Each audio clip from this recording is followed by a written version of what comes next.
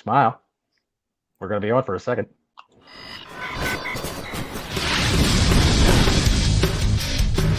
Welcome to the Bleeding Burgundy podcast, a Washington football podcast by fans for fans. With your hosts, Jesse Martin. You want to play what?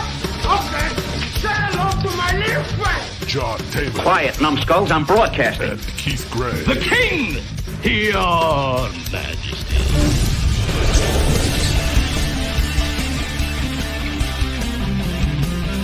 And now here's your host, John Taylor. Hey, everybody, welcome once again to another loser edition of the Bleeding Burgundy podcast. Look here, man. I'm not going to waste a whole lot of time making funny jokes about these guys that are sitting next to me because we don't have a whole lot of time. Jesse's got to get out of here for his daughter's birthday. So happy birthday to her. Daughter's birthday. Oh, I can't do a podcast. Oh, no. All right. Well, so how you doing, Jesse? Yeah, I'm fantastic. Great. He's fantastic. Keith, how about you? How are you? Oh, yeah. Yeah, lovely. Fantastic. He's lovely. All right, so we're fantastic. We're lovely. I think I'll go right down the middle and say I'm rather mediocre right now. I'm feeling smooth. Okay, so you're medium. Yeah, I'm Zorn used to that's call right. it. I'm staying medium. I'm staying medium because 1 and 4 is balance, right? 1 and 4 is balance. Now I got to warn you guys, things don't happen overnight. You know, so have some patience because he's only working with who he has to try to do what they're trying to do. Right, And only a whole off season to get who he has. 3 years. Right. All right. So anyway, we lost to the fucking Titans. A very winnable game. Very winnable game. Initial thoughts. I'm going to go ahead and say Keith because he's going to burp right now. Go ahead, Keith. What's your initial thoughts? Yeah, that was a winnable game. Very disappointing. He's copying Towards off the of end. us. I don't know. Do you want me to elaborate, or am I just giving my initial first thought? Well, your initial first thought should be something to elaborate upon because your initial first thought was probably like, "Who, me? I got shit in my mouth." But go ahead. Well, this game was absolute trash. Absolute trash. Overall, I did think that they played better than the past two games prior. However, at the end of the day, we still got the same result. So I could sit here and talk all day long about taking this beautiful turd, shining it up. But at the end of the day, when that shine is gone, it's still a turd. And we seen it yesterday. Yeah, we did. Yeah, there's go ahead, no need to shine the turd. I mean, this was a fucking winnable game. I thought we had the better players. We were in prime position to win and went shit to bed. And I'm ready for the Wentz experiment to be over. See, I think that it was a failure from the top on down. And I'm going to throw a lot more shade at fucking Scott Turner for calling such a shitty game. I mean, you know what? Everybody and their mother seems to realize that to establish the run would help take off some of the pressure from Wentz. We ran the ball 12 times we handed off to running backs. We had 17 running plays. 5 of them were scrambles by Wentz. 12 times we turned around and handed it off to running backs. We dressed 4 running backs. What the fuck? It's almost like they just throw a dart at a board to say, okay, what play's coming next? What do you think, Keith? Yeah, I mean, look, I know everyone wants to put the blame on Wentz and people are tired of Wentz. And listen, I'm not going to sit here and act like Wentz was perfect this game. We obviously know that he wasn't. Hey, that guy over there. There he is. That guy over there is. Well, look, this is what I needed to see in the sense when it comes to Wentz was this is a guy who he's proven he could get the ball down the field. He did it twice to Brown yesterday. Fantastic. Once again, home run play calling, right? Not really seeing sustainable drives. It's just boom, two bombs down the field, right? Right. So listen, I like it because we don't see it. We don't see it often, but that's a pro. The con is this man is an absolute statue back there. He's not going to get out of a dirty pocket. And when he tries to, he looks absolutely uglier than Jesse's beard, for one. Just kidding, Jesse. Love your beard. He is an absolute statue back there.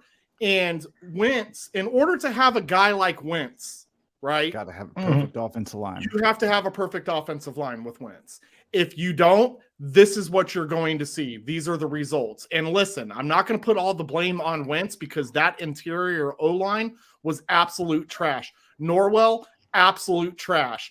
Penalties, absolute trash. Undisciplined.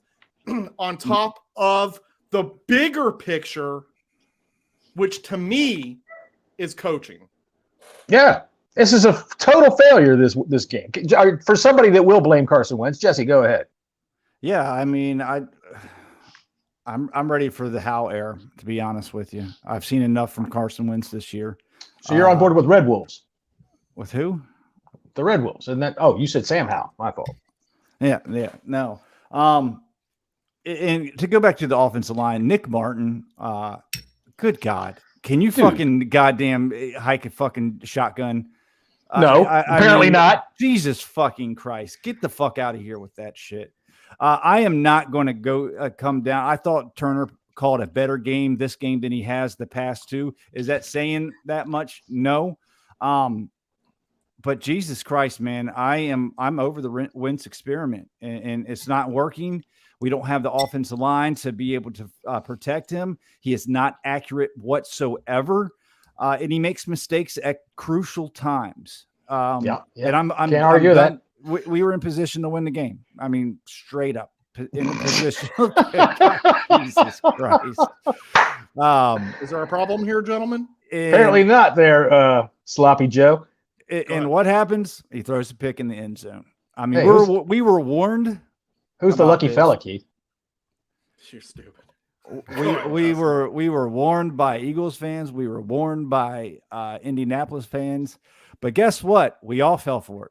Well, it's better than Heineke. He's better than Heineke. I haven't he seen it. Sorry.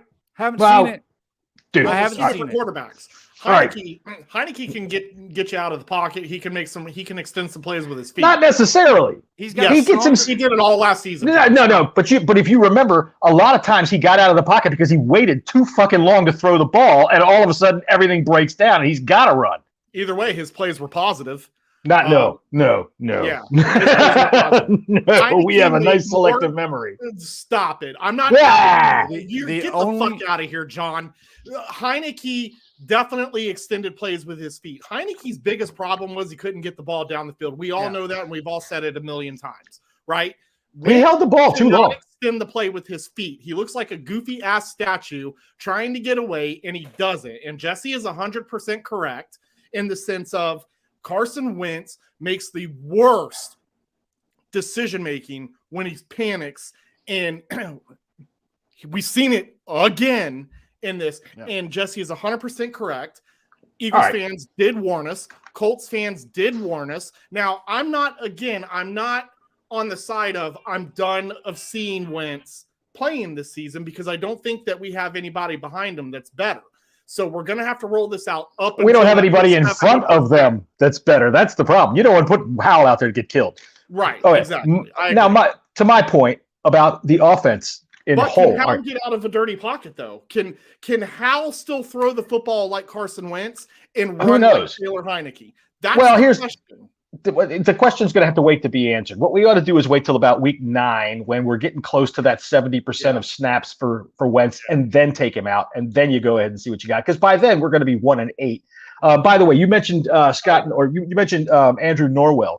Look, this is the Bleeding Burgundy podcast, right? We're a fan podcast, but we don't break down plays like a bunch of other podcasts do. But I do have this one play by Norwell. I want you to watch this. Keith, give me your thoughts on this. All right. Wentz in trouble, and he is sacked. So there's Andrew Norwell for you. Yeah, that was it right there. Yeah, that was it right there. Here's the thing. Okay, so we all know this about Wentz, right? Wentz is the only quarterback in the NFL that has thrown the ball 40 times in every single game that there is. And that's because his goddamn play caller seems to think that the running game is this afterthought little fucking fun little thing that he can just pull out whenever he feels like it to say, see, we tried to run the ball once or twice per quarter. And he has this guy who is prone to these mistakes throw the ball 40 times a game.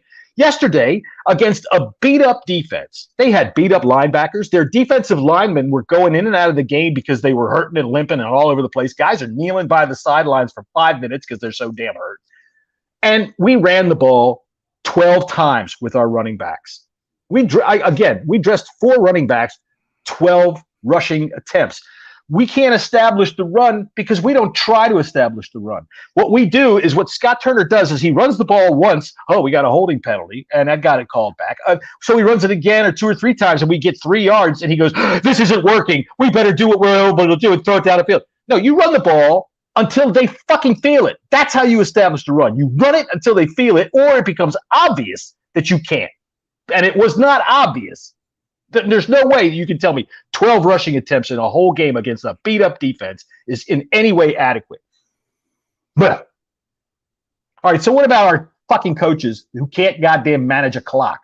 What the hell? How do coaches not know how to manage a clock? You know, coaches have and I believe this is true for all 32 teams. They have a clock management manager up in Who is he? Who is she? I don't know. Who is it? I don't know. I don't fucking know. I don't know their pronouns either. But obviously, they should be fucking fired. Yeah, that's all I got to say about that. They're whoever it is that's in charge of clock management needs to get his ass in gear. I mean, in gear meaning in reverse and out of the stadium, and so does whoever is in charge of their challenges. Last week, I know you were all up in arms about how 2 weeks ago about how they were late with a challenge and that's nobody's fault. Blah blah blah. Look, there's somebody up there has to be watching this shit. Yesterday, they threw that challenge flag right away. Did you not know that they were going to say no? That's not going to be overturned. The second you saw it, didn't you say no way? There's no way. The second time I saw it, absolutely, I was like, no way. But there's no way. Did you see the whole entire sideline? The whole fucking sideline was like, throw the flag. So because they don't know. Like, okay, let me fucking do it. Now watching it live. Yeah, tell me. And it was at the far end, right? On the opposite side. So of course, to me, I'm seeing the back and I'm seeing everything. And of course, as a fan, we're like, that's good, Of course. Right. Yeah. But then immediately when I saw the challenge flag go out, I turned behind me. I looked at the Jumbotron. It took you one replay, didn't it? One replay to see that ball juggled. And it wasn't. Whether it juggled or not, it hit the ground, and they're not going to overturn it. That's the whole point. But it was clear as day. And you could see him literally bouncing on the field and the ball, like clear as day. And it was just like, what is going on here? Like, why? And at the end of the game, we have no timeout. We're at the 2-yard line, and we have to put it in Wentz's hands to throw a stupid play in which 2 receivers even went over the goal line. Everybody else, seriously, the Titans could have stood there 6 feet from the fucking line of scrimmage, and nothing would have gone through. And that's exactly what happened. Yeah. So, Jesse, you say it's Wentz. I say it's more Scott Turner calling stupid game. And I say it's both. Really, truthfully, I mean, it was definitely the worst sequence of play calling that I saw, goal line sequence, probably ever. I couldn't believe it. Now, me personally, my fan opinion, you got first of all, you have that much, a little bit of time left on the clock. You're sending 2 plays in at one time at least, and you're letting the quarterback know this is what I have, right? So. Right. This is what I have. This is what we're going to do. Run the ball, hop up. If you don't get in, yes, it's going to be a close one. You line up, you do what you have to do to at least get that second play in. And me personally, I don't want to see a pass at the 2-yard line. Well, unfortunately, you have the perfect setup. You have Brian Robinson with 0 timeouts. Quarterback sneak it. You're 8'11", bro. Jesse's right though. 0 timeouts. 0 timeouts. Because of a stupid challenge. Yeah, because of the challenge. Yeah, you can blame that. Yeah, absolutely. With 0 timeouts and only a few seconds, there wouldn't have been enough time for 2 plays if they did not get it in. Right. Fine. Right. People are asking why not a rollout. Fine. You know what? I'd rather see B-Rob get one shot and get stuffed at the goal line than see what we saw in those sequences because it was all trash. You know who would have scored? Was absolute trash. Give it to B-Rob. This is why you got this guy. He's your hammer running back. And on top of that, let's just make a fucking great story out of it. Why not? I mean, Jesus Christ, the guy got shot. You introduced him last at the intros. The crowd in the stadium was just blowing up. Give this man an opportunity. If we don't have a running back that this coaching staff believes that they can't get it in from the 1.5 yard line, then guess fucking what? We need to find one. because putting that ball in Wentz's hands was probably one of the worst decisions that you could make if you're not quarterback sneaking them, because we saw the result. And guess what? I'm going to go back to the Eagles. I'm going to go back to the Colts. He did the same shit there too. Yeah, so you want to keep making him throw it 40 times a game then? We dress 4 running backs and we don't use them at all. Yeah, I'm just going to have to disagree with running the ball at that spot. I don't think any team you could just this time you want to have 4 chances. Unfortunately, you couldn't. Wentz shit the bed. He should have get 4 chances. You know, if you get the touchdown, I mean, you only need 1. But if you elect to run the ball there, you got 1 shot. That's it. 1 or 4 shots. Right. That's the problem. People were talking about, okay, you throw the ball and miss, and then you give it to your running back at the end. You still get 2 plays out of it. I mean, you know who would have scored? I guarantee you, Williams would have fucking scored. I don't care who you. No, Williams got hurt. Williams was. Did he really? Was he out? Okay. He got hurt on a special. You could have gave it to Wild Goose for all I give a shit. It was a yard and a half. Wild Goose made a couple plays yesterday. Hey, look, the bottom line is that they didn't have enough timeouts because their stupid goddamn coaching put them in a position like that. They didn't have they did the right thing, but then they put themselves behind the 8 ball by calling plays in which people run to the goal line and turn around. Dude, you are 6 feet from the fucking goal line. Run some people across the back line. You remember how last week the Cowboys managed to get Cole fucking Holcomb chasing a wide receiver across the goddamn back line? Where is our offensive coordinator? What the fuck does he do during the week? I don't know. I think he draws his shit up on notebook paper like he's in 5th grade. He gets his playbook from fucking Tecmo Bowl. All right, what else have I got on the clock management? Does Ron even have the slightest idea what he's doing with the timeouts at the end of the half? Do you think he has any idea? Well, that's a good answer. No, I don't think he does either. It makes no sense what he does. Last week he calls a timeout to try to get some time, but then when he gets the time, they do nothing with it. This week, the hell are they doing? I'm over Ron and his excuse making. Did you hear what he said today? I think it was Matthew Paras asked, what is the difference between the Giants, who are in the first year of their new coach, the Cowboys, who are running out of fucking a guy who's never started prior to this year, who's a rookie, who's a backup, and the Eagles. What's the difference? And he said, ready for this? Quarterback. So can I comment on that? Please do. That's what you're here for. So he didn't further elaborate. So at that moment, so it looked like he was throwing Wentz under the bus. He actually walked back on what he said and gave an explanation, and he explained more. And basically what his mindset, okay, you're good. In his mindset, he was basically saying that those quarterbacks have had time to build around, and we haven't had that time to build around Carson Wentz. So I think that a lot of people were already mad at Ron, so they were waiting to see what Ron was going to say. And because these coaches always give these short answers, they don't want to give more than they have to.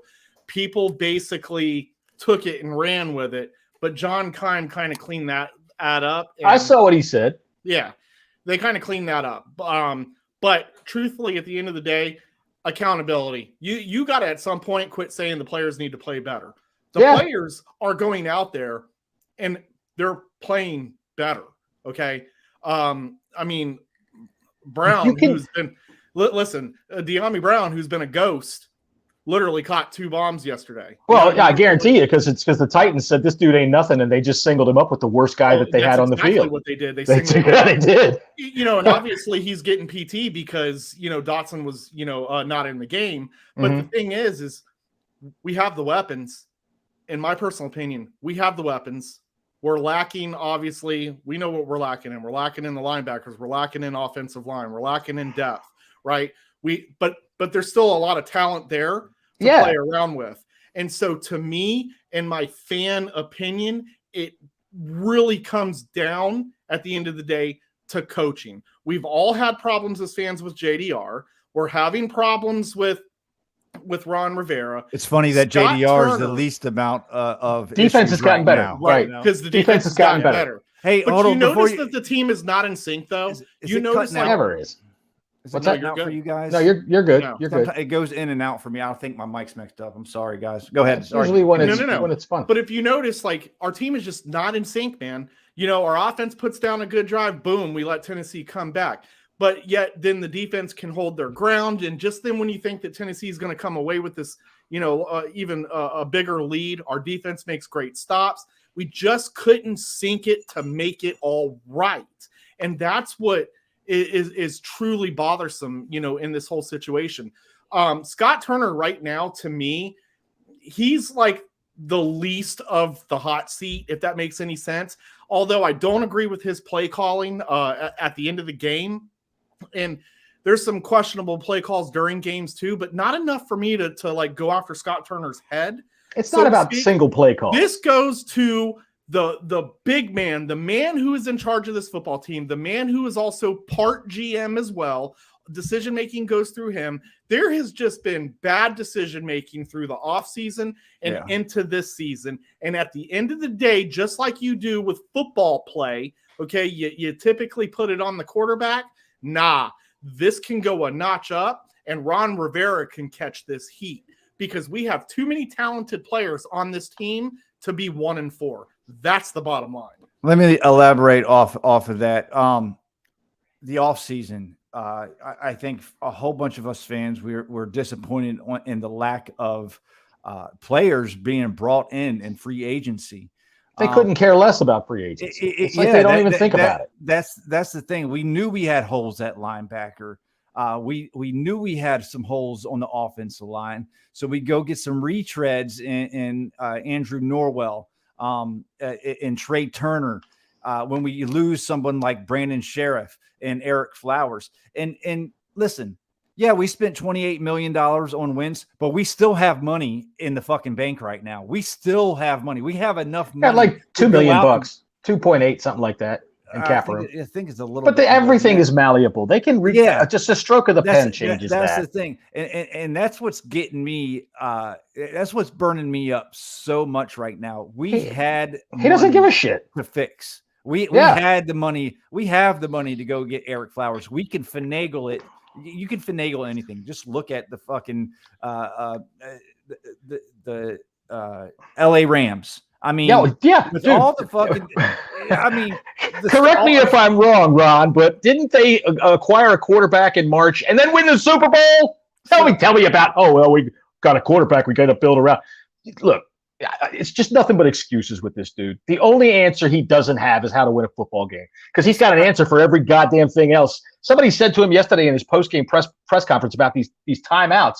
Oh, it's easy for people to second guess. Second guess? We're watching it in real time, screaming at our televisions. Call timeout, call timeout, call timeout. Scott Harley said, do you think it's over for the RR experience and that him and the staff will be let go at the end of the season? And it doesn't get better. It doesn't get any better. No. I'm going to say no. No. I think I think we're going to get at least 3 or 4 more wins this season. And that's going to be enough. I don't think Daniel Snyder has the goal to get rid of a person like Ron Rivera Everybody's laughing at him, though. I'll tell you what I think it's going to Everybody's laughing at him. It was actually a question that I was going to ask before Jesse took off because I know he's got to get out early. Yeah. Listen, this Carson Wentz experience doesn't work out for us. He's not going to remain on the team next season. No. That's just the bottom line. There's 0 dead cap next year. So now as a coach and as a team, you have to make a decision. Well, you drafted Sam Howell. So now that means to tell me that you're looking to potentially elevate Sam Howell next season. Now, he better, because I'm not letting Ron get another quarterback. Well, now there's some pros to that because to me personally, Ron Rivera is at least staying for 1 more year for sure. I think so too. So now you set him up with a little bit more success in the sense that if you elevate Sam Howell to the QB1, he's still on a rookie contract. There's a lot of money to spend elsewhere at this point to where you can begin to fill those holes that we've all been screaming about. Now, that doesn't mean Ron Rivera is going to do that, right? Because who knows what this guy does in the offseason. I mean, the bargain bin shopper. But I'm saying he'll have more money and more tools to fill holes with Sam Howell under a rookie contract than if you're paying Carson Wentz. You can shake your head all day long. But it's the truth. All right. Well, let me say what I got to think about this, because you guys are convinced he's going to get year 4, and I'm not, because if it stays like this, all right, I'm not saying 1-16, but if we're a 4-win team, 5-win team, I think Snyder would be perfectly justified. And there's nobody in the NFL that would say, "Oh, he's got too short of a leash." This is embarrassing, and everybody in the NFL in doing it, knows but I don't think he's going to do. I don't think he'll pull the trigger. He might. By the way, just to show you what we're talking about, anybody who's out there, this is a play from Scott, or from I keep saying Scott Norwell, the old kicker from the Bills that missed. But this is Andrew Norwell yesterday in the second quarter. Wentz in trouble, and he is sacked. Yeah.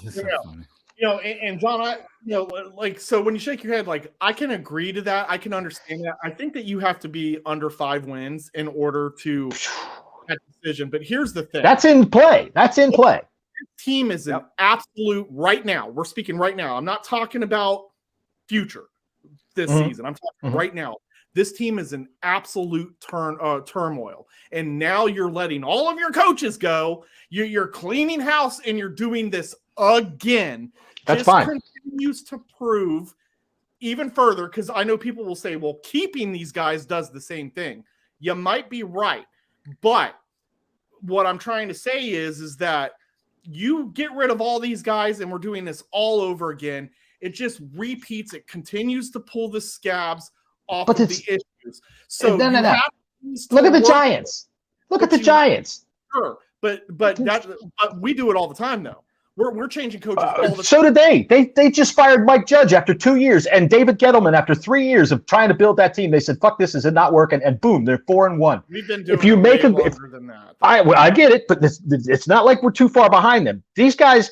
I'm listening to Ron tell me, though, they had time to build around this quarterback. Their quarterback is a fucking joke. In week 2, Dable is on the sideline screaming in Daniel Jones's face, and they are 4-1. We're talking about two different owners here. The owner isn't calling the plays. The owner has. I understand. Okay, but I'm talking about in you find a modern brain.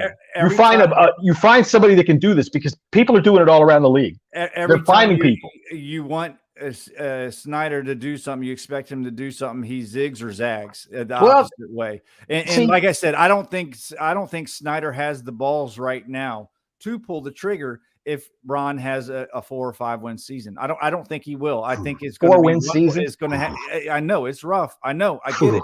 And if it's a 4-win season, then I'll be advocating. And you guys know I've been on the past 3 years. I've been on the coaching staff side heavily. Yeah. Pissing me off right now. Okay. And I'm right there with you guys. It's okay to change your mind. I got 2 minutes before I have to run, so I do want to get this across before I go.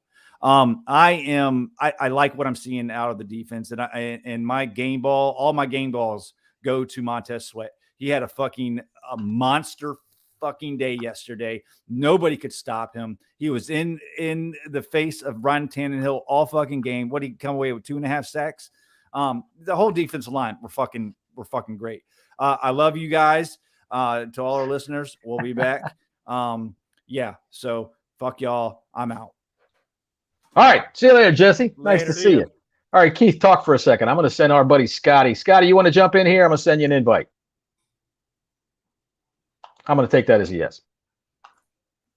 Did everybody freeze? Jesse did. I'm still here. All right. So, all right. Let me throw a topic in your lap. All right. Yeah. While I see if I can get Scott online here. Joey Sly, 50-yard field goal. Best play of the game, huh? I don't know if it was the best play of the game. Dude, we did have some nice plays. Terry McLaurin made some serious fucking plays, run after catch. Good. He is so slippery. He's running out of tackles. He's getting hit and running away from tackles. It's why I'm I want to half defend Wentz, and then I don't, because you get either really good Wentz making those types of throws, getting all the receivers involved, and then you get turnover Wentz. It's there's no in between with the guy. He makes it very difficult to want to fall in love with him, and that's the problem that I'm having, with this guy. And it's super frustrating because, I agree. I don't think that our offense was completely inept. Our defense played well. We were in this game, but and I say this all the time, at the end of the day, just like any other Washington game, they're always nail biters, man. We just don't have a team that can go out there. Not yet. We should. Not yet, and we should, but we don't have a team that can just command the whole game. Like, and just put points on the board and get leads. We're always playing nail biters. It should never have to come down to the way that it came down, not against Tennessee, not the way that we were playing. Well, look, I keep saying, in my opinion, all right, we've got some player issues in the center of the line that's really just destroying everything the offense is trying to do. But I put those directly on Ron because he brings in his boys with the Carolina blue on them. You know, he thinks that that's who he is because he knows who they are, and they are not playing well. He does things, and I'm not just talking about Ron. Now I'm talking about Scott Turner. His play calling, it's haphazard. There's no real rhyme or reason to it. He doesn't seem to try to establish anything to set up anything else down the line. You can't ever look at a play and say, oh, you know what? 3 fucking drives ago, they set that shit up by doing this and doing that. Yesterday, finally, we got to see Wentz start to call some audibles. The first one that he called was, snap the ball. He said, snap the ball on the ground. And what's his name? Nick Martin sure did. So that was his first audible. But I think we had a false start as well on one of his. Yeah. And I think the one-handed catch from Diami Brown was I don't know that it was an audible, but he saw there was 3 guys were out there one-on-one, and Brown's going to win that. And I was actually pointing. I saw it, like, again, I don't claim to know football like a lot of other people. But the angle that I'm at, Brown was on, my side, and I'm looking at the defensive coverage there, and I'm just like, yo, Brown is one-on-one, and I guarantee you they're putting their trash cornerback on him, right? Because obviously McLaurin's going to get covered, Samuel's is going to get covered, and I'm like, if Brown can, I was literally pointing and saying, if this guy can run his route and get past his man, we're going to have a touchdown. Lo and behold, there we go. And again, like, I felt good. I'm like, I know something about football. Like, I can at least notice something. You know what I mean? Like, I know more about football that I put on, and I just don't translate it verbally well like others can. I don't speak the language, but again, there was some positives, and I want to go back to the goal line and try to understand these pass calling plays. And the only excuse that I can come across onto why they did not try to run the ball was because the interior offensive line was trash, and they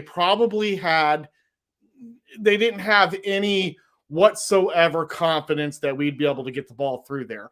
But I have to say, like, you just don't throw interceptions. You just run the ball. I get that there wasn't enough time on the clock. That was the whole thing. The timeout. It was the timeout. I still believe you could have gotten 2 plays. But again, correct. Because we didn't have a timeout, that's why I think we lost the game. Because I think a different call might have been made. Something different would have happened. We probably would have won. Instead, I watched that interception. It happened right in front of me, and my ass went to step, and I walked. I don't want to see them celebrate. I get it. I don't want to see these assholes exchanging jerseys after the game. Get out of here with that. I pay a lot of money to come and watch a loss. The last thing I'm going to do is watch these guys laughing and smiling after a game when me, the fan, is getting upset because I continuously root for a team that doesn't win. And that's bothersome to me. So call it what you want. I was out of there. See ya. And that's what it is. But man, it was the end of the game. What are you waiting around for? It was over. Damn it, man. Normally as a because I try to take every moment I can. I drive out there. I pay a lot of money, right? So my thing is like, I'll stay and the guys will come back to the locker room. I don't care that they toss things. Like, I don't want none of their stuff, Right. You just see them, see the excitement. None of that, bro. You don't even get a good job. Way to go. But listen, I'm not going to blame the players, though. The majority of the players, a lot of them, they played differently. They played hard. You could tell that there was some drive that they wanted to win this game. You saw guys like Jesse brought up Montez Sweat, which we can all agree. Dude had a game. Finally, he was there. Dude had a hell of a game. His name was called all the time. He was putting pressure on Tannehill like That's what we need out of him game after game after game. We saw it yesterday, and like I said, there's positives, but those positives will always get overlooked when you catch an L. Well, speaking of catching L's, I can't say that because the only time he ever caught anything here was a W. So our buddy Scotty.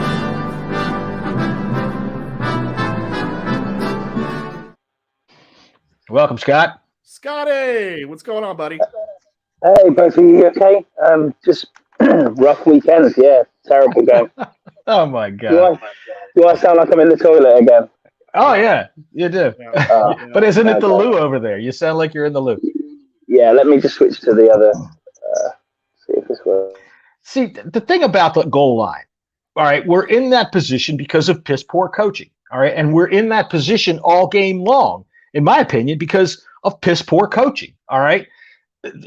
Scott Turner is not doing this offense any favors by just pretending to run the ball. Oh, we're going to run it once here. We're going to run it once there. And we run it 2 times, and then, okay, we only got 6 yards. And Scott goes, oh, my God, we're supposed to be able to get 50 yards every play. And then he doesn't run it again for fucking 5 drives. And it's, dude, run the ball. Make them feel it. They have backup linebackers in the game. So, in my opinion, yeah, they had problems with players. Carson Wentz, dude, what is it with you and Cam Sims? Why do you think that guy is 19 feet tall? Holy shit. Every time I see Cam Sims on the field, you know what it means? It means Carson Wentz is going to throw it high and out of bounds. Yeah. What the hell's up with that? So, I mean, he had him wide open down the sidelines on a little flare, on just a little fucking go up the sidelines, wide open, and misses him by 30 yards, it seemed like. Yeah. So, I just think, in my opinion, the coaching has got to get better. And I'm sick and tired of them. Ron with his fucking constant, it's easy to second guess what we're doing. Everybody is second guessing you, not just fans. The other team doesn't second guess you. They know exactly what you're doing. Listen, Cowboys, Eagles, 5-0. Cowboys, 4-1. The fucking Giants, 4-1. I don't want to hear this bullshit ass pressers. I don't want to hear the coach speak. I don't want to hear none of that. We are fucking 1-4, and we are a better team than this. That's the bottom line. We're a better team. We're at least a 2-2 team, at least. And I mean, I know that's not much. No, I agree. I agree. We're at least a 2-2 team. But sorry, I don't want to hear nothing from anybody about the energy and hold that energy for when we win, bro. I need to start seeing some wins. Okay, let's not talk about it. Let's be about it. And we have not been about it, period. We're not being about it. We're nothing. The only thing that we're doing is losing week to week. We are a laughing stock. Everyone is laughing at us. This team is in complete and utter turmoil. And the only way that you can get out of this is if you go on a run. And guess what? From what we've seen, I don't see that happening. Because stop turning a run. And we're supposed to have an easy schedule. Well, if this is an easy schedule, boy, I don't want to see what a hard one is, because I read this. I didn't come up with this myself. I read this because I don't steal people's stuff, but I read it in a tweet. Don't remember who it is. So if you're listening, which I doubt you are, yeah, exactly. Fuck them. Anyways, we are one ATN drop from being 0-4. That's right. That's right. Truth. That's right. Absolute truth. Think about it. Let that sink in. And that's the problem that I'm having. It's so embarrassing right now. I don't even want to face people around me. And at the end of the day, I get it. It's just football. But doesn't matter. And when we all invest our time, we all have a million podcasts that we get on. Every Commander fan on Twitter has a podcast. And we sit here and talk about this shit on a daily. We invest, and this is the return we're getting. And listen, I'm not blaming the players, so to speak, for this. It's not like they choose to go out and say, you know what, I'm going to suck today. Let's lose. You know what I'm saying? This is all about Kendall Fuller might be. Listen, this is what we see out of our coaching staff. Every single one of them. I did this before, and I'll do it again because it's the truth. Where's the fucking motivation? How about that? Where's the motivation? I don't see it. Because he knows he's gonna get his years. Now, before I give this over to Scott, who's been very kind to sit here and just nod his head along with us, I want to say to Yama Japan there, who said 17 called run plays. No, sir. 5 of those were scrambles from Carson Wentz. 12 called run plays. So, Scott, what did you think of the game now that you've heard what we think of the game? I'm feeling exactly the same way, and I hope you can hear me okay now. I hope I've got it fixed better. It's another therapy Monday. Let's get it out, and I'm just thankful I live this side of the pond where not a lot of people pay as much attention. I mean, God help every season ticket holder today, because it's just getting worse. And I've listened to you speak there about we're a 4-win team. I've got no confidence at all that we're going to go into Thursday night and beat the Bears. No, and this is one of my absolute you must win games. I mean, who else have we got on the schedule? The Texans maybe, and then the Falcons possibly. Dude, they're looking at us. We got the Commanders coming up, right? So listen, we go Bears. The next game is Packers, and the next game is Vikings. Everybody out there, don't we? So I'm struggling here to find a win. You know, I've got no idea where the next win is coming from. I've got trust in Ron in the fact that he was the right man at the right time. And I genuinely believe that it was needed. Sure. But now I'm looking at it and thinking, are we absolutely surrounded by dinosaurs? And the contract to Scott Turner, which Yam started to put in the chat and reminded us of, is that an error again? I mean, do we need to build this thing up again from the start and be in this perpetual continuation of constant rebuild? I mean, we've been in rebuild since 1994. What what is going on? You know, it's just we just can't seem to be fans of a team that can have nice things. How shit were the Bengals for years? The Browns, terrible team, and then we've got the Giants at 4-1. I mean, what? Yeah. What is going on? This is not a good NFL this year. Tom Brady's struggling, and I'm looking around the whole NFL and thinking there's not that many great teams out there. The Rams look very average. Yeah, they do. You're right, John. They look average. And look at the Bengals. The Bills and the Eagles look the best in the NFL. Right? The Eagles, by miles. By miles. Yeah, I'd like to say to everybody out there, real quick, just let me get a quick shot across everybody's bow. Do not even say one time that the Packers are winnable because the Giants beat them. Shut up. Don't even say it. We're not even in the same league as these people. All right? We play a whole different sport. First of all, every single fan needs to quit looking forward. We are not in position to even be looking forward at all, even as a fan. Like, the team damn sure shouldn't be. But we as a fan, we got to take this game by game. Oh, I can't wait for year 5. That's when it's all going to come together, right? It's what's supposed to happen, right? Well, yeah. Good luck. I'm grateful. I had to pick my wife up from the airport, and it was 4 hours where I didn't have to listen to Commander's Twitter. I couldn't go on. I just couldn't go on after that. It was just, I thought, no, give myself the time to try and forget this, because I just sat there and when you get that feeling, you're 2 yards out and you've got that feeling, and you just think, we're not going to do this. I don't know why that came in my head, because I'm quite an optimistic fan, but I just sat there and thought, because you've lived through it. You've lived it. Dude, how many years now have we had a problem scoring inside the 5? It's like the final yard for us is 100 miles long. We just can't seem to do it. And it's gone all the way back to Jay Gruden.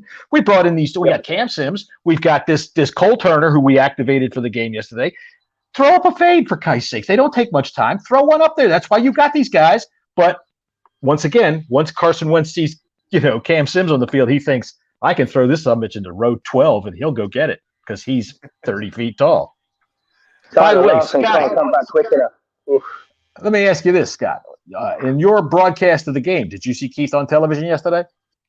Yes, I did. He's obviously a superstar, We can now international superstar. We can now add to Keith's resume.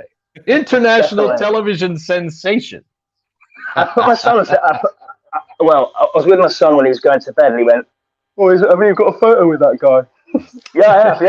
That's my claim to fame now. Superstar Keith. That's right. Look, seriously though, if there's anything out there that comes out of this game, and I know you don't like me blowing smoke up your ass or anyone else, but you do a great job. For what you do. Sure. You and the other hog farmers, we really appreciate what you do, and we see you there all dressed in pink, face paint. I mean, the beards are pink. Yeah, man, this is cool. You know what I mean? This is the stuff that we appreciate. And even, yeah, you might get 2 seconds, 5 seconds on the TV, and people don't know what's going on around the league, but they're catching on to it. And that's a good thing. That's a really good thing. So shout out to you for yesterday and the rest of the Hog Farmers. People in section 101 are looking over at them for their to get them up and get them going in these games. Yeah. All right, why don't we? Real quick before we hop into the next segment. Okay. Talking about Ron Rivera, so to speak, right? Ron Rivera was needed to come in to change the culture. That's the term that's thrown around. Okay. So you come in, you do a few things that puts the team in a better looking light, right? But throw out all the porn in the fucking But if you want to place. talk about really changing the culture, okay, when we're not talking about off-field culture anymore. When okay, look, when that's all you've got to do is build a team and win. Because once you do that, nobody gives a fuck what you do. Right. So look, all this off the field stuff, it's happening whether you can control it or not, and it can't be controlled. So you got to let the people put in place, okay, as a coach. I mean, were we expecting the coach to change that culture? Because that's not changing. So I still like when people say, he came in and changed the culture. I'm kind of like, well, what's your definition? Yeah. Because we're not winning. And to me, the only way you truly change the culture is you build a respectable team. Right. Because haven't seen that yet. Then, right. See, I'm going to. You're trying. I've seen some draft picks that are like, okay, you're trying. Yeah. But you're still not there. You're not there. Well, and because will you be there in year 4? Not with the same mentality you had going into this offseason. Yeah, I have no faith in it. Yeah, exactly. So that's the issue. And the fact that at some point during this season, I want to hear this is on coaching. If you can't do that at one point this season, then guess what? I don't want you here next year. I haven't heard it in 3 years. Change the culture all you want or what you think is changing the culture. But if you can't hold yourself accountable for this piss poor coaching, I don't want you here next year because I want somebody that's going to come in and it's going to say, yep, this was on my guys here. My guys did not execute the plays that were called. Or if it's clear as day that it's coaching and there's bad coaching decisions being made all game, I want a coach that's not going to give me that fucking coach speak, right? Talking to reporters because I get it. They hate them. They don't want to do it, but they know it's their job. I don't mind coach speak. Fiery coach. Give coach speak, but all you got to say is this is on us. Right. That's the thing. Joe Gibbs' first words whenever they lost was, we've got to do better. The coaches, we've got to get out there and get these boys better prepared. The first person he would look at was himself. And whether he actually believed that, whether he knew in his head that, look, Jesus Christ, did Jay Schrader fuck this one up? Right. He never would say it. He would never point that finger at the players. He would always put it on himself and take accountability. And Ron's got to take a lesson from that because this is nonsense, constantly pointing it back and out. But before we go to takes hefty bollocks to call out yourself, doesn't it? But that's what we need to see. We need to see that done because me and Scouts and a few others were having a chat about this earlier, and I keep hearing who do you bring in? Who wants to come here?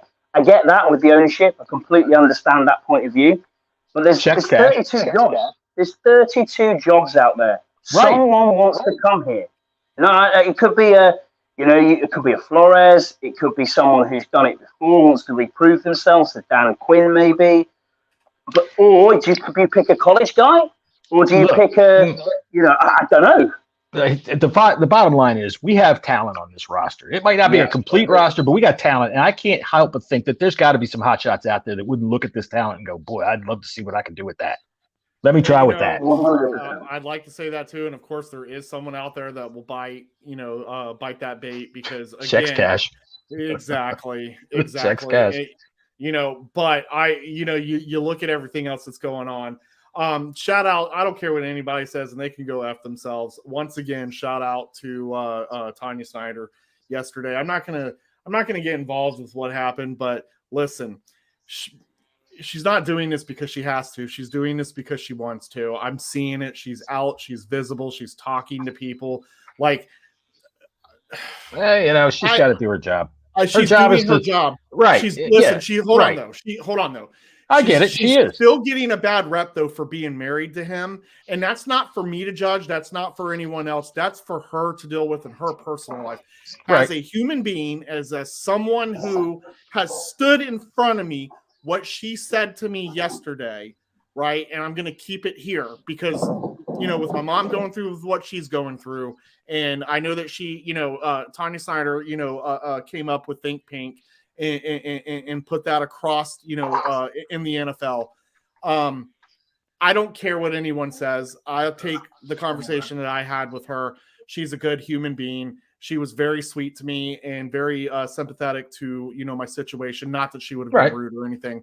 And I'm just going to leave it at that. But that woman is out there. I don't care what you say about Dan. That woman is out there trying to make a difference with fans, and it's an uphill battle for her because of everything that's going on off the field, and she also has really no control of what's going on the field.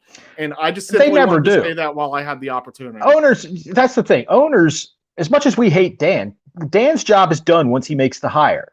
Dan's problem is he doesn't think his job is done. He goes and sticks his fingers in everything and fucks things up.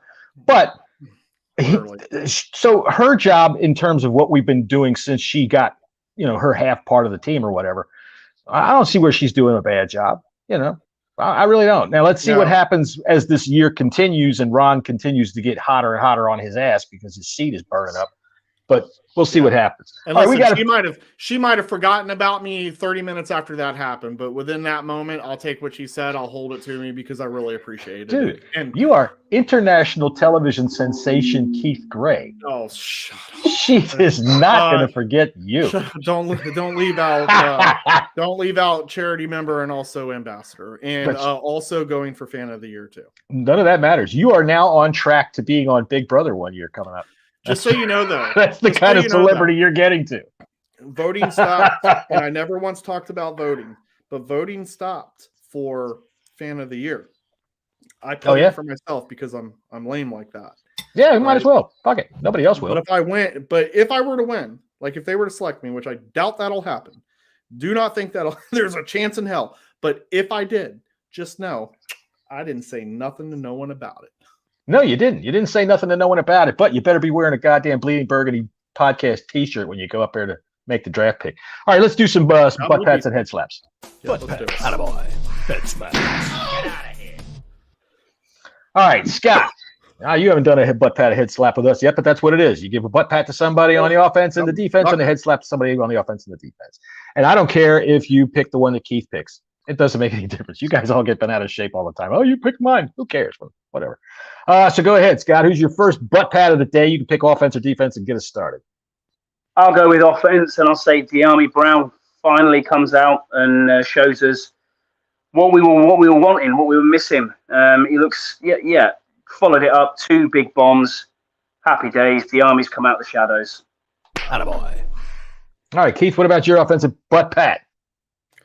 Yeah, let's give good old Terry McLaurin a butt pat, man. He was making some big catches out there, keeping us in the game. Appreciate you, Terry, as always. Crowd chanting Terry, it was great, but it had to get cut short because quiet offense is on the field, you know. But but them Terry chants were wanting to happen. So, butt pat. Attaboy. Yeah. Get out of here. Oh, it's the wrong one.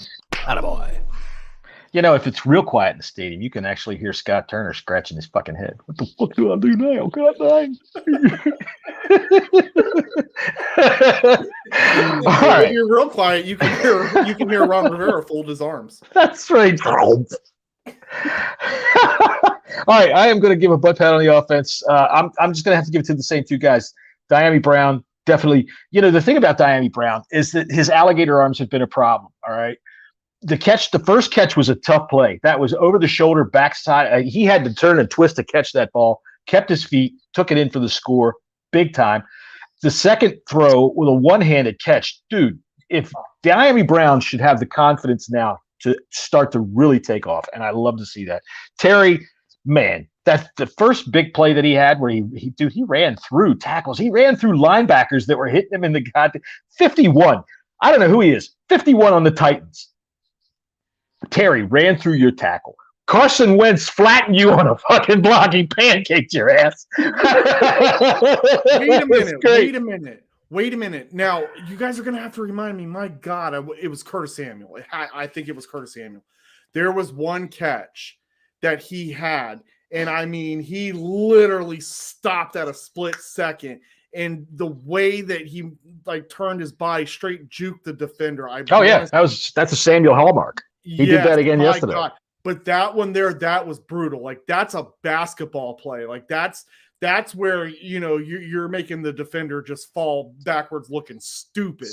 And he did that. My God, give him an attaboy too. Yeah, he sold him a hot dog on that play for sure. Also, his toe tap was unbelievable as well. Yeah. Keepers in towards the end. Yeah. I totally agree. All right, defensive. I'm going to start off with defensive butt pats, and I'm going to give one to Cole Holcomb because I always give him the head smack. And dude, I know that's Henry coming at you. He made, I think, something like 19 tackles yesterday. I would have liked to seen him punch the hole a little bit harder than he did, but man, he made tackle after tackle after tackle after tackle after tackle. I got to give it to Cole Holcomb. Attaboy. Keith, you're muted. Yeah, I'm going to go before Scott because go for it. And sorry, Scott, but I'm going to give my attaboy on the defense to Montez Sweat because I've challenged him, and I know he's not listening and doesn't care less what I say, but I challenged on the podcast of where you at, bro? And I even gave the mystery machine, the Scooby-Doo, and that man showed up yesterday. Thank you for your service, sir. He did. He even had a fourth sack where Tannehill made a miracle throw and they got a first down. And listen, that D-line was collapsing those boys. Dude, I mean, they were munching. closing in. Tannehill, I mean, it was happening a lot. So the line played well together, but Montez Sweat was, obviously noted because he was making the plays obviously with the sacks. But tell you what, put it to that line, man. That line just closed in on him all game. I'm getting to be a fan of Efe Obada. That dude fucking causes a ruckus. And yesterday he had that 15-yard penalty, and I was like, I'm all right with that. Let's do that. Jonathan Allen should have started saying to Ryan Tannehill, yeah, man, we don't even know how to control him. Sorry. We just let him on the field and everybody gets out of his way. Just scare the shit out of him with him. That's what I say. All right, who's got your defensive butt pat there, Scott? Jamin Davis for me. Second week on the trot now where he's doing better. Maybe he needed that pull out. Maybe that's what he needed. Maybe we've changed him round. He's listening to the coaches. I don't know what it is. Maybe he was there all along and he just needed that little prod to say, come on, you were a first round pick. Get your finger out your ass. Let's start going. And he's showing up. He's showing up. That's 2 games on the spin now that he showed up. So yeah, big butt pat to him. All right. Well, now let me clarify something. Over in England, when you guys are loafing around on the job, do you stick your finger in your ass? Is that what you do? Nah, man. Right. Check it. I personally also I want to give another attaboy butt pat to my guy Cole Holcomb. Attaboy. Cole played a lot better this game. Cole had a big defensive stop during this game. He managed to not embarrass himself either. Well, and he does what he does well. They do well at stopping the run. Now, with a guy like Henry, and I can tell what Tennessee's game plan was because it seemed like that's what they were doing the entire game.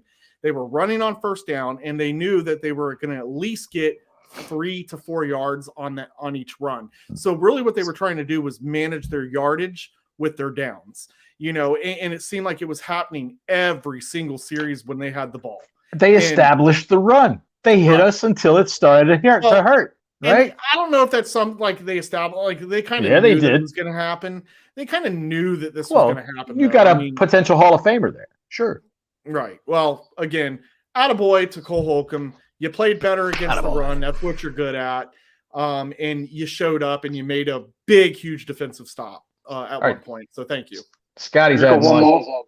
Yeah, if we don't give this, it's just we're just forgetting. Brian Robinson has to get a butt pat, surely. Careful which side of the butt you pat him on. Obviously. All right. I'm going to give one. I'll give one extra one to Joey Sly. 50-yard field goal, dude. Listen, he's only had 2 attempts on the year. He hit that 50-yarder like it was nothing. He made the right decision by letting him come out of the tunnel last. I know a lot of fans were saying it on Twitter. I saw it. I honestly didn't think they were going to do it just because I just don't think they listen. But they whoever made this decision, great decision because the crowd was popping. I just wish Brian would have gotten a little bit more production. I know they tried and he got stuffed a few times. They didn't try. 12 runs all game. Yeah, no, I know. They didn't, no opportunities, and there were times when Gibson came in too. So, hopefully we'll have better things. Carson Wentz had more runs than Gibson. Right, and I'm not making excuses for not having a run game because you could obviously run the other guys that you have. I want to think that they were trying to somehow manage Brian Robinson. I don't think he was 100% healthy. I think he was healthy enough and cleared to come into this game and play well for us, so to speak. So I think he was relatively healthy. I don't know, man. I'll tell you what. He got that holding penalty on his first carry that negated like a 9-yard run. Yeah. He got around that corner pretty quick. And then after that, they ran him into hard spots. They ran him dead into the middle. They did, yeah. So I don't think they were really terribly concerned about him being weak or coming back too weak from an injury. I just wish they would have exploited it more because Henry got started a little slow, right? We were popping him, we were sticking him. They really didn't get it going, but they kept doing it. And the thing I noticed about Henry, you ever watch a video or a film of a train accident? All right, the train does not stop no matter what it hits. It just keeps coming through it. And that's what Henry does. When he runs into that effing pile, his momentum doesn't stop for another 2 yards. He moves like 1,000 pounds of people with him. Wham! And pretty soon that starts turning into 7 yards, 8 yards, 15 yards. And, that's what I think we got to do. All right, we got to do some head smacks real quick here. Keith, go ahead. Who's your first offensive head smack of the day? Yeah, I have to go the easy route here.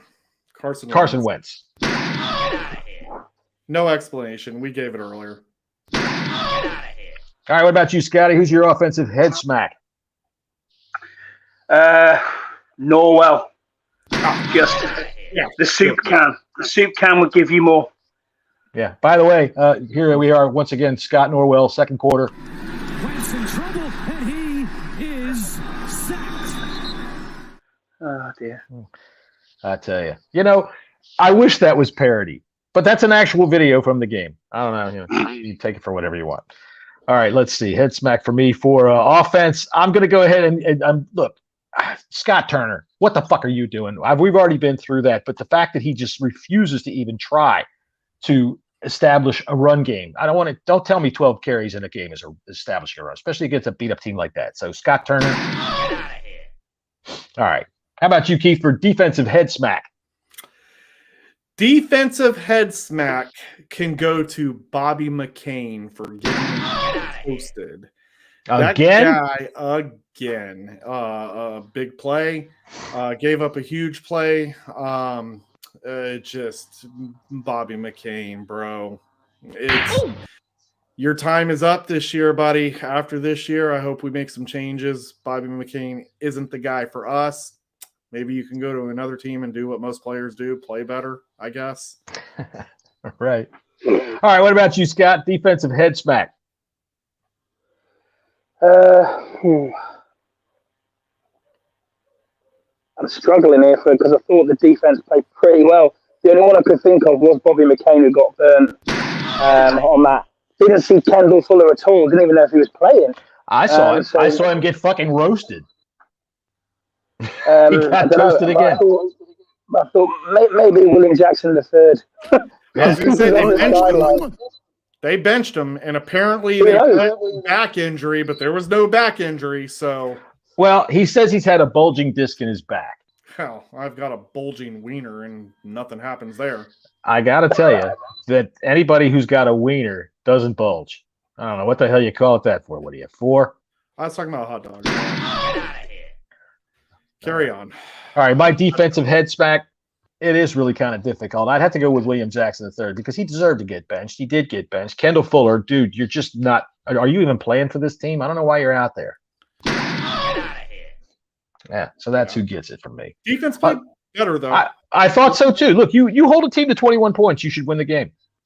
Simple as that. You should win the game. And they did. So Jack Del Rio, ever since like week 2 or so, hasn't been a problem. What did we hold Henry to in the end? Was it 100 yards? 102. Yeah, you got 102. The thing about Henry though is he got runs when he needed them. And their first touchdown, dude, screen pass to one side, and they went, "Hey, just like a bunch of 10-year-olds, let's do it again, except the other way." And they scored. Like fucking A. All right. Any last thoughts, Scotty? What do you got?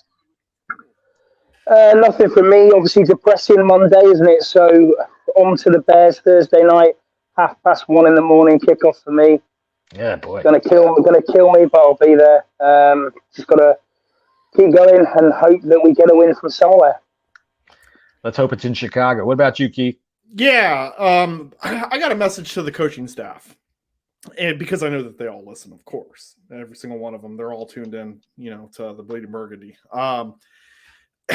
Listen, fans are going to do what fans do. We're not winning. We expected better. Okay. Now, some of us expected a little bit more better than what we've seen, and some of us expected at least average better. Average better being at least a 2-2 record. We're not there. Okay. We were one ATN drop away from being 0-4, or excuse me, 0-5. 0-5. 0-5. Right? Here's the deal. You're going to get it. This team's going to get it from all the fans because this is 30 years of losing. Okay? Deal with it because this is what you're going to get. But here's the thing to the coaching staff. I want to turn this around and I want to make this a little bit more positive. The fans are doing this because even though most of us we don't care anymore, F this team, screw them, let me bitch about this coach, let me bitch about this player. They're doing it because you have a passionate fan base. That's right. You have a passionate fan base. What's left of them. But you have a passionate fan base. So you know what? You're going to get this negativity when you consistently lose. But what you need to do is understand that it's not because we hate you. It's not because we don't support our team. It's not because they don't support the DMV or the city or whatever the case may be. All we want is a respectable football team that can remain consistent and competitive. Competitive. Okay? We're not even asking for playoffs at this point. We're not even asking for Super Bowls at this point. We're asking for fucking consistency. It's not hard to ask. So, message to the coaching staff. We hate you right now. We want to love you. And the only way that we're going to love you is if you figure out how to win. So let's do it, boys. Let's get it. I don't know if I want to love them. Maybe just, fuck them over a weekend. So that'll be my final thought because I'm tired of them fucking me every weekend.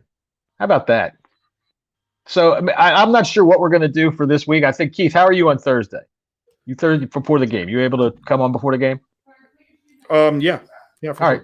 So let's maybe look at like a 5:00, something like that on Thursday. Get together before the game. Scott, I know it's late for you, but maybe we'll have you on here as well since it's always so much fun. Sounds good. Thank you. All right, y'all. All right, boys. See you next time. Okay. See you. All right, y'all. I got to bounce out.